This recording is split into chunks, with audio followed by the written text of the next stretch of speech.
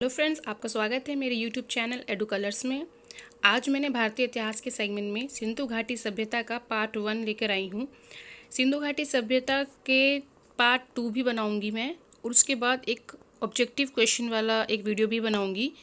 तो इस वीडियो में सब्जेक्टिव थ्योरीज बेस्ड है, और इसके बाद जो मैं अगला बनाऊंगी वो भी थ्योरी बेस्ड होगा। अगर आपको मेरा वीडियो अच्छा लगता है तो कृपया से लाइक और शेयर ज़रूर करें, और जो नए व्यूवर्स हैं कृपया करके मेरा जो वीडियो है उसको सब्सक्राइब करें, मेरे चैनल को सब्सक्राइब करें। Thank you. चलिए तो ये वीडियो शुरू करते हैं। देखिए, सिंधु घाटी सभ्यता जो है इसको कई नामों से पुकारा जाता है, जैसे हड़प्पा घाटी की सभ्यता, सिंधु घाटी की सभ्यता।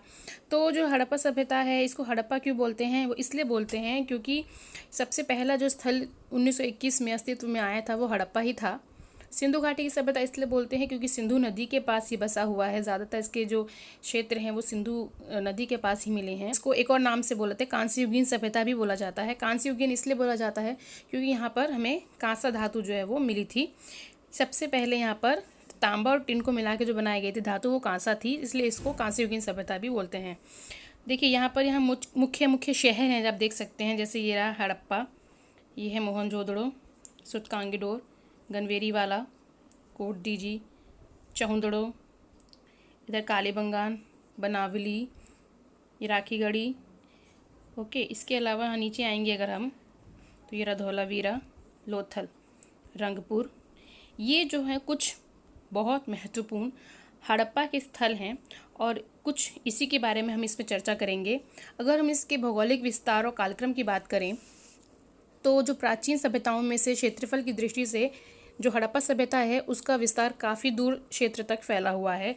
अगर आप देखेंगे तो इसे कश्मीर के मांडा से लेकर जो साउथ में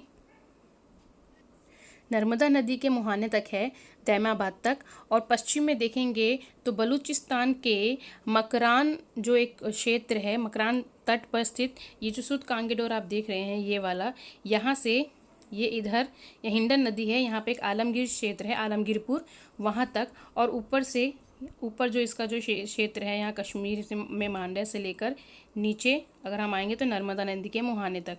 तो ये कुछ जो आकृति जो इसकी बनती है वो कुछ ऐसी त्रिभुजाकार बनती है, ऐसे ये त्रिभुजाकार इसकी आकृति बनती है। तो ये इसका एक भौगोलिक विस्तार है जो हम पढ़ते हैं, बेसिकली हर जगह यही पढ़ाया जाता है। तो समूचा जो क्षेत्र है वो त्रिभुजाकार है, जिसका लगभग जो क्षेत्रफल है वो 12,99,600 वर्ग किलोमीटर है, जो प्राचीन मिस्र की सभ्यता थी, मेसोपोटामिया की सभ्यता थी, उससे भी बड़ा है। और यहाँ पर किस विधि के द्वारा यहाँ की जो सारी जो चीज़ें हैं पता की गई हैं, तो वो C14 यानी जो रेडियो कार्बन विधि है उसके आधार पर इसका काल निर्धारण 2350 ईस्वी पूर्व से 1750 ईस्वी पूर्व के बीच निर्धारित किया गया है। और जो यहाँ पर सर्वप्रथम इस सभ्यता के बारे में जानकारी जिसने दी थी वो चार्ल्स मेसन थे। उन्होंने 1826 में हड़प्पा सभ्यता की जानकारी दी। वर्ष 1921 में भारतीय पुरातत्व सर्वेक्षण विभाग के एक अध्यक्ष थे जॉन मार्शल, उनके निर्देशन में इस स्थल का ज्ञान हुआ, और सर्वप्रथम हड़प्पा की खोज की 1921 में दयाराम साहनी ने। उत्खनन उन्हीं के समय हुआ। अब सिंधु घाटी सभ्यता के निर्माता कौन थे? जो कंकाल हमें मिले उससे हमें पता चला है कि जितने यहाँ कंकाल हैं उसमें सबसे प्राचीन कंकाल मोहनजोदाड़ो से मिला है। तो कंकालों के परीक्षण से हमें पता चला है कि सिंधु सभ्यता में 4 प्रजातियाँ निवास करती थी: भूमध्य सागरीय प्रजाति, ऑस्ट्रेलॉइड, अल्पाइन तथा मंगोलियाड, जिसमें से सबसे ज़्यादा वैलिड जो माना गया है वो सबसे ज़्यादा भूमध्य सागरीय प्रजाति के लोगों को माना गया है। अब हम बात कर लेते हैं कि इसके नगर योजना की, जो इसका नगर नियोजन था, नगर योजना किस तरह बनी हुई थी। तो सिंधु घाटी सभ्यता या हड़प्पा सभ्यता में नगर की जो सड़कें थी, जो मकान थे, बहुत सुनियोजित अच्छे ढंग से बनाए गए थे। मकान जो थे वो पक्की ईंटों के बनाए गए थे, और हमें ये पूरा जो सभ्यता है वो एक नगरीकृत सभ्यता है। ठीक है, जैसे वैदिक सभ्यता है वो एक ग्रामीण सभ्यता थी, लेकिन जो सिंधु घाटी सभ्यता है वो एक नगरीकृत सभ्यता थी। सिंधु घाटी की जो ईंटें थी एक निश्चित अनुपात में बनाई जाती थी। अधिकांशतः जो ईंटें थी वो आयताकार आकार की होती थीं, और ईंट की जो लंबाई थी, चौड़ाई थी, और मोटाई जो थी वो 4:2:1 का था उनका। ठीक है, नगर को 2 भागों में विभाजित किया गया था। एक भाग था छोटा लेकिन ऊंचाई पर बना था, जिसे दुर्ग कहा जाता था, पश्चिमी टीला, और दूसरा जो था वो जो नगर था वो बहुत बड़ा था क्षेत्रफल के हिसाब से, और वो निचला नगर उसको बोलते हैं, और उसको पूर्वी टीला भी बोलते हैं। पहले हम बात कर लेते हैं दुर्ग की। दुर्ग को कच्ची ईंटों के चबूतरे पर बनाया जाता था, इसलिए ये ऊंचे होते थे। दुर्ग को दीवार से घेरा गया था, जिसका अर्थ है कि इसे निचले शहर से अलग करना है, अलग दिखे वो, इसलिए दुर्ग को ऊंचाई पर बनाया जाता था और दीवारों से उसको घेर दिया जाता था। दुर्ग में खाद्य भंडार गृह और बहुत सारी कार्यशालाएं जो थी वो हुआ करती थी। अब हम बात करते हैं निचला नगर यानी पूर्वी टीले की। तो यहाँ पर आवास क्षेत्र मिले हैं हमें, जो अपेक्षाकृत काफ़ी बड़े थे। इसमें सामान्य नागरिक, आम जनता जो है वो रहती होगी। यहाँ व्यापारी, शिल्पकार, कारीगर और श्रमिक वगैरह रहते थे। दुर्ग के अंदर मुख्यतः हमें प्रशासनिक भवन मिले हैं, सार्वजनिक भवन मिले हैं, अन्नागार मिले हैं। सामान्यतः जो पश्चिमी टीला है वो एक रक्षा प्राचीर से घिरा होता था, यानी कि जो दुर्ग है वो रक्षा प्राचीर से घिरा होता था, जबकि पूर्वी टीला ऐसा नहीं था। लेकिन हमें कालीबंगान में मिलता है कि जो पूर्वी टीला है वहाँ भी रक्षा प्राचीर बने हुए हैं। लोथल और सुरकोटदा में अलग अलग 2 टीले नहीं मिले हैं, बल्कि संपूर्ण क्षेत्र एक ही बाउंड्री से जो है वो घिरा हुआ है। जबकि चौंदड़ो एकमात्र ऐसा नगर है जो जहाँ पर दुर्ग ही नहीं है। और धौलावीरा एक ऐसा नगर है जो 3 इकाइयों में बटा था। बाकी सब जो है 2 इकाइयों में बटे थे, धौलावीरा जो है वो 3 इकाइयों में बटा था। घरों के जो दरवाजे एवं खिड़कियां होती थीं वो मुख्य सड़क में ना खुलकर गलियों में खुलती थीं, परंतु लोथल एकमात्र ऐसा अपवाद है, एक ऐसा क्षेत्र है जहाँ के जो दरवाजे एवं खिड़कियां हैं वो मुख्य सड़कों की ओर खुलते थे। कुछ भवनों की जो दीवारें हैं उन पे प्लास्टर के हमें साक्ष्य भी मिले हैं कि इसमें प्लास्टर वगैरह किया गया होता। अब हम बात कर लेते हैं नालियों की, क्योंकि देखिए सिंधु घाटी सभ्यता की 2 ही चीज़ इंपॉर्टेंट है, वहाँ की भवन निर्माण प्रणाली जो उन्होंने बनाई, और उसके अलावा वहाँ का जल निकासी, नालियाँ जो उन्होंने बनाई थी वो बहुत इंपॉर्टेंट थी। तो यहाँ की जो नालियाँ थी वो पक्की ईंटों से बनी होती थी। जलमल का निकास के जो बहुत अच्छी विधि होती थी। और लोथल में हमें ऐसे अनेक नालियाँ मिली हैं, अवशेष मिले हैं जो एक दूसरे से जुड़ी हुई होती थी। घरों का जो पानी होता था वो बहकर सड़कों तक आता था, जहाँ इनके नीचे मोरियाँ बनी होती थी। ये मोरियाँ जो हैं वो ईंटों और पत्थरों की सिल्लियों से ढकी भी रहती थी, मतलब नालियाँ ढकी रहती थी। इन मोरियों में नरमोखे यानी कि मेन होल भी होते थे, ये मेन होल भी होते थे। और इस सभ्यता के लोग जो हैं वो जुड़ाई के लिए मिट्टी के गारे तथा जिप्सम के मिश्रण का प्रयोग करते थे, मतलब चीज़ों को जोड़ने के लिए, मिट्टी को जोड़ने के लिए वो जिप्सम का प्रयोग करते थे। और इस तरीके से यहाँ की जो नगर प्रणाली है, नगर योजना है, वो कंप्लीट होती है। अब हम बात कर लेते हैं सिंधु घाटी सभ्यता के महत्वपूर्ण नगरों की, जिसमें सबसे पहले हम बात कर लेते हैं मोहनजोदाड़ो की। मोहनजोदाड़ो की जो खोज है 1922 में राखलदास बनर्जी ने सिंधु नदी के तट पर की थी। जी, मोहनजोदाड़ो जो वर्ड है इसका सिंधी भाषा में जो आशय है, जो मीनिंग है, वो है मृतिका का टीला। सिंध प्रांत के लरकाना जिले में स्थित सैंधव सभ्यता एक महत्वपूर्ण स्थल है सिंधु घाटी का। यहाँ से हमें बहुत बड़ा स्नानागार मिला है, अन्नागार के अवशेष मिले हैं और पुरोहित की मूर्ति यहाँ से हमें मिली है। तो मोहनजोदाड़ो बहुत इंपॉर्टेंट है, इसे सिंधु घाटी सभ्यता की दूसरी राजधानी भी कहते हैं। अब बात करते हैं हड़प्पा की। हड़प्पा जो है वो 1921 में दयाराम साहनी द्वारा रावी नदी के लेफ्ट साइड पर बाएं तट पर इसको खोजा गया था, और ये पहला स्थान था जहाँ पे सैंधव सभ्यता की हमें प्रथम जानकारी मिली। ये पाकिस्तान के पश्चिमी पंजाब प्रांत के मांटगोमरी जिले में रावी नदी के तट पर स्थित है। ये अर्ध औद्योगिक नगर भी इसको कहा जाता है। अब हम बात करते हैं चौंदड़ो की। चौंदड़ो को 1931 में सिंधु नदी के तट पर खोजा गया था। NG मजूमदार ने इसको खोजा था। ये 1934 से गलत लिखा है, ये 1931 होगा, ठीक है।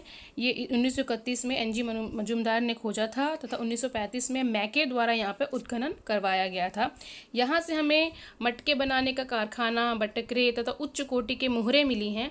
यही एक ऐसा मात्र सैंधव स्थल है जो दुर्गकृत नहीं है, जैसे कि मैंने आपको पहले बताया, यहाँ पे हमें दुर्ग नहीं मिले हैं। तो ये तो बात हो गई हमारे चौंदड़ो की। अब हम आगे बढ़ते हैं, हम बात करते हैं लोथल की। लोथल की खोज जो है रंगनाथ राव ने 1957 में की थी।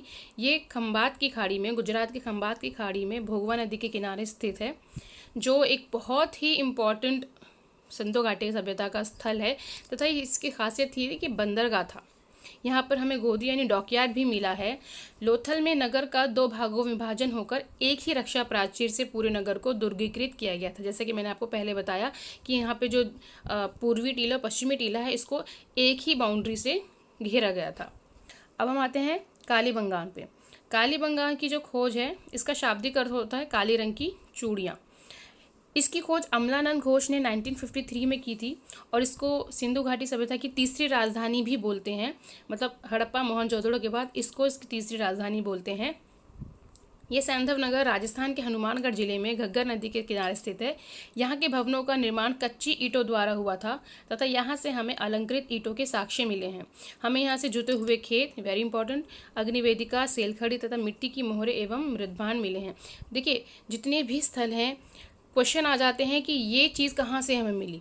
जैसे मान लीजिए अग्निवेदिका पूछ लिया या जुते हुए खेत के साक्ष्य कहाँ से मिले हैं, तो वो कालीबंगान से मिले हैं। 4 ऑप्शन दे देंगे, कालीबंगान, लोथल, सूतकांगीडोरे, हड़प्पा, कहाँ से। तो इस तरह के क्वेश्चन बहुत आते हैं। चलिए अब बात हम कर लेते हैं सूतकांगीडोर की। इसकी जो खोज है ये बहुत सबसे पश्चिमी भाग है सिंधु घाटी सभ्यता का। तो ये बलूचिस्तान पाकिस्तान में है जो जगह, वहाँ के दाश्क नदी के स्थल पर इसकी खोज हुई थी और ये सैंधव सभ्यता का सबसे पश्चिमी बिंदु है। यहाँ से एक किले का साक्ष्य मिला है जिसके चारों ओर हमें रक्षा प्राचीर यानी कि बाउंड्री जो है वो हमें मिली है। इसकी खोज ऑलन स्टाइल व जॉर्ज डेल्स ने 1927 में की थी। मैं 2 स्थलों के बारे में और बताऊंगी जिसमें मैंने यहाँ लिखा नहीं है। बनवाली, वो हरियाणा के हिसार जिले में है और ये एक पुरातत्व जो स्थल है, इसकी जो खोज है वो रविंद्र सिंह बिष्ट ने 1973 में की थी। ये सरस्वती नदी पे है जो अब लुप्त हो चुकी है। वैसे सिंधु सभ्यता के ज़्यादातर जो स्थल है वो सिंधु नदी के अलावा सरस्वती नदी के ऊपर भी काफ़ी थे, लेकिन वो कहते हैं कि वो जो नदी है वो अब लुप्त हो चुकी है। तो यहाँ से हमें जल निकासी का अभाव मिला है। मतलब जैसे कि जितने भी हमें दूसरे क्षेत्रों में जो मोहनजोदड़ो, हड़प्पा है, जितने भी जो स्थल हैं वहाँ से हमें जल निकासी के बहुत अच्छे साक्ष्य मिले हैं। काफ़ी अच्छे तरीके से जल निकासी की गई थी, लेकिन उसका अभाव हमें यहाँ बनवाली में देखने को मिलता है।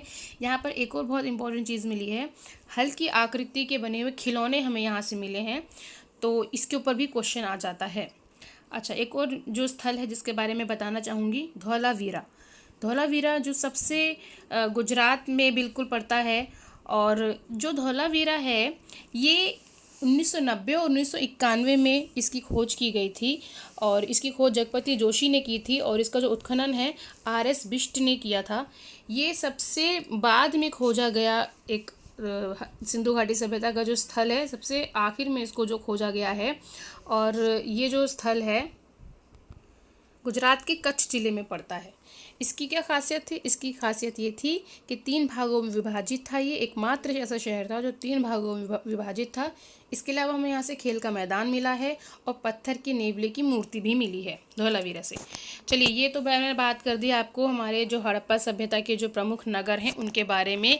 अब ये मैंने यहाँ पर एक स्क्रीनशॉट लगाया हुआ है जिसमें आप हड़प्पा सभ्यता के जो स्थल हैं उसकी भौगोलिक स्थिति क्या है, कहाँ किस नदी पे है, किस प्रांत में है, खोजकर्ता क्या है, किस वर्ष में हुआ और वहाँ से हमें क्या क्या चीज़ें मिली, उसके बारे में आपको इसमें पता चल जाएगा इस पूरे पेज में। ठीक है, तो अगर आपको मेरा ये वीडियो अच्छा लगता है तो कृपया इसे लाइक, शेयर एंड सब्सक्राइब ज़रूर करें। अगले जो वीडियो मैं बनाऊंगी वो भी सब्जेक्टिव होगा और उसमें हम हड़प्पा सभ्यता की राजनीतिक स्थिति, सामाजिक स्थिति, आर्थिक स्थिति, धार्मिक स्थिति और सिंधु सभ्यता का पतन कैसे हुआ, उस सिंधु सभ्यता की हमें देन क्या क्या है, इसके बारे में मैं डिस्कशन करूंगी। तो चलिए ठीक है, ये वीडियो यहाँ कंप्लीट होता है। अगर आपको मेरा वीडियो अच्छा लगता है तो कृपया इसे लाइक और शेयर ज़रूर करें। नए व्यूवर्स मेरे वीडियो को सब्सक्राइब ज़रूर करें। Thank you.